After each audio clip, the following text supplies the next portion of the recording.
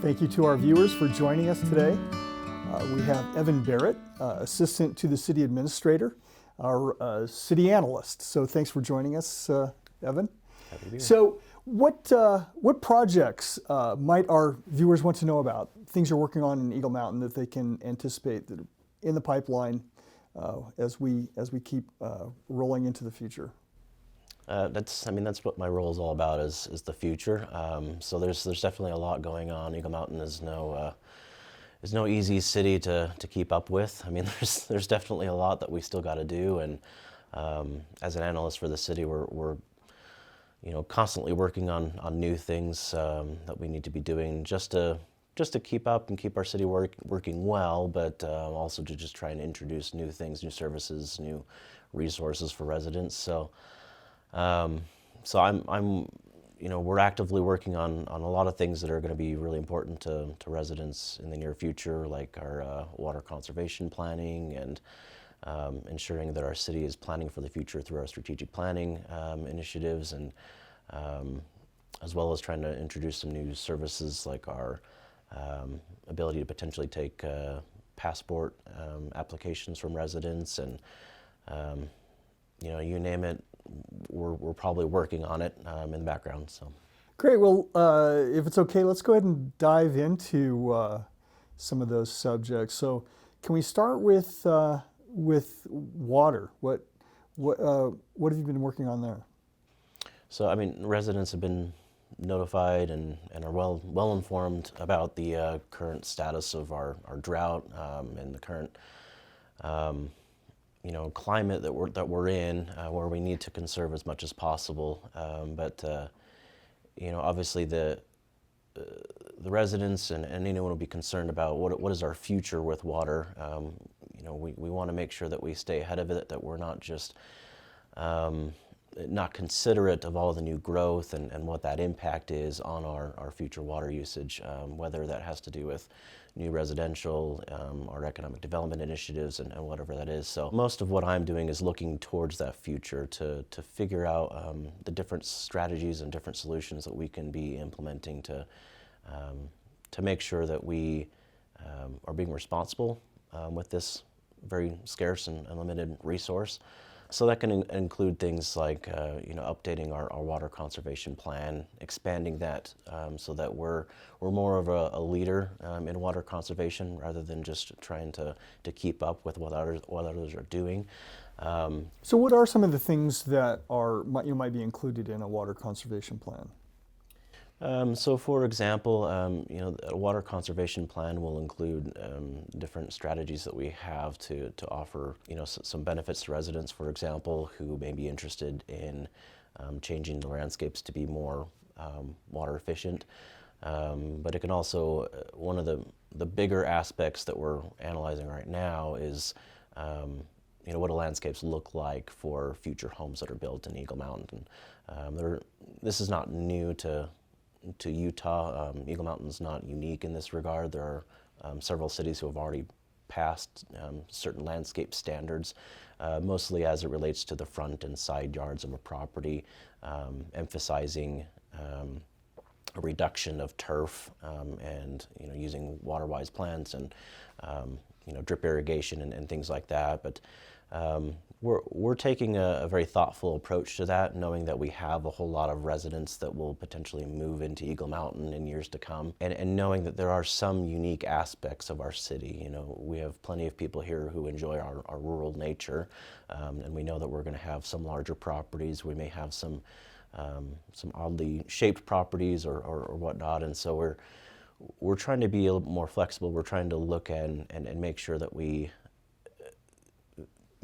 any of those future standards are as equitable and as impactful as possible, while still allowing residents to have the spaces that they want for their families to enjoy. And as technology moves forward, that gets more interesting there too. So we look forward to seeing how we can implement those new technologies in that plan, in our water usage, whether it be in secondary or whatever. So now you mentioned also passports. So this would be a totally new service from the city. It would be. It's not up and running yet. We're still working on some of the finer details of that, but we do have authorization from the State Department to set up the ability to take passport applications, and so we hope to start offering that soon. That would be a by appointment only basis, just while we're getting things set up. But we hope to get that launched soon and expand that in months and years to come. But it'll be a great thing, and I mean, for anyone who has not actually used that sort of a service, just for information, it's not a place that you go and actually complete the application for passport.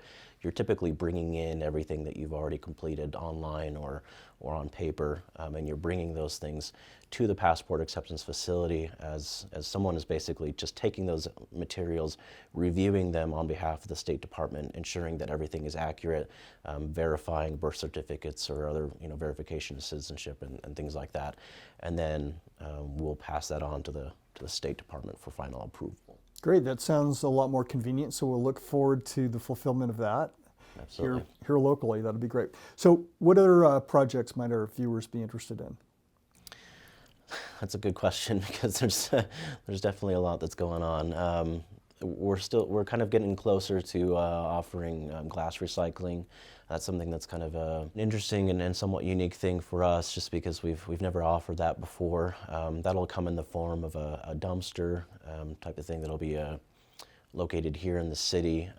We're kind of excited for that because that dumpster, provided by Momentum Recycling, will be a dumpster. It's actually painted with a mural from a local resident. Local resident will be painting that. So that dumpster is it's going to be painted here pretty soon, and hopefully we'll have that out for residents here in the next couple months.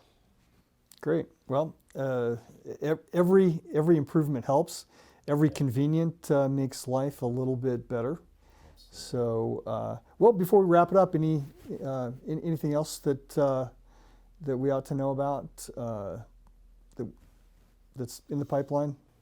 I mean, in general, I can just offer the assurance that Eagle Mountain is very well aware of various concerns that residents have, wondering if we're really planning, if we're really thinking about all the different things that they may experience every day, and we are. It's a bit challenging just because of our rate of growth.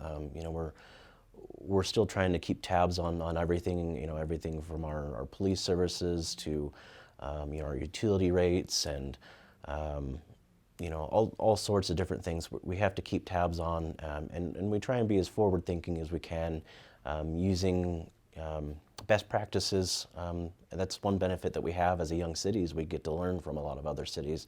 But then we do have a great culture here. We have great elected officials who empower us to be innovative, to be creative in our solutions and things like that. And so we are always looking at as much as we can. Residents are more than welcome to ask about anything that is concerning to them, to see what we can offer as answers to those. But we are looking to the future always. You're well aware that we've undergone a major process in strategic planning fairly recently. It's a bit of an ordeal just because of where we are as a city. Many people might not realize that we are over 50,000 people now, which puts us in one of the top populations in Utah County, and that's we're growing just as fast as ever, and to try and strategically plan for the next 10 years for a city like ours is very challenging. So it's going to take some time, and we're trying to get it right, and I think it's going well so far, but I'm looking forward to where that results in. Well, I certainly appreciate everything that you're doing to keep Eagle Mountain in the forefront of all of those needs. So thank you, Evan, and thank you to our viewers. We'll see you next time.